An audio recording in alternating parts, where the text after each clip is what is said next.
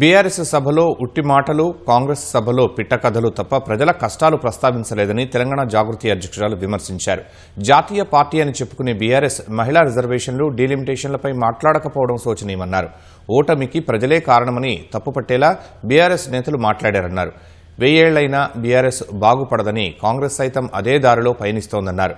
హరీష్ రావు ఢిల్లీకి ఆర్ఎస్ఎస్తో డీల్ కుదుర్చుకోవటానికే వెళ్లినట్లు ముఖ్యమంత్రి రేవంత్ రెడ్డి వ్యవస్థల్ని కించపరిచేలా మాట్లాడటం దేనికి సంకేతమని ప్రశ్నించారు.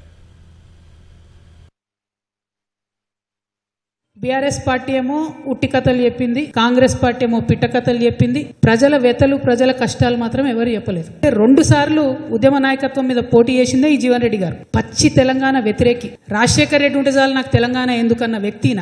అంటే రాజకీయ పునరేకీకరణ పేరుతోని తెలంగాణ వ్యతిరేక శక్తుల్ని తీసుకొచ్చి తెలంగాణ పునర్నిర్మాణ యజ్ఞం చేస్తామని చెప్తే ఇక ఒక్కటే అర్థమైంది నాకు, 1000 ఏండ్లైనా బీఆర్ఎస్ పార్టీ మారదు. అంటే ముఖ్యమంత్రి స్థాయిలో ఉన్నటువంటి వ్యక్తి కోర్టులలో ఉన్న తీర్పుల్ని ప్రభావితం చేయగలుగుతారు కొంతమంది అనేటటువంటి డైరెక్ట్గా మాట్లాడుతూ సంపూర్ణంగా రాజ్యాంగాన్ని, రాజ్యాంగబద్ధ సంస్థల్ని స్లైటన్ చేస్తూ ప్రజలకు ఏమాత్రం విశ్వాసం లేకుండా చేస్తున్నారు. నేను ప్రతిపక్షం లేకుండా చేస్తా, నువ్వెవరు చేయడానికి?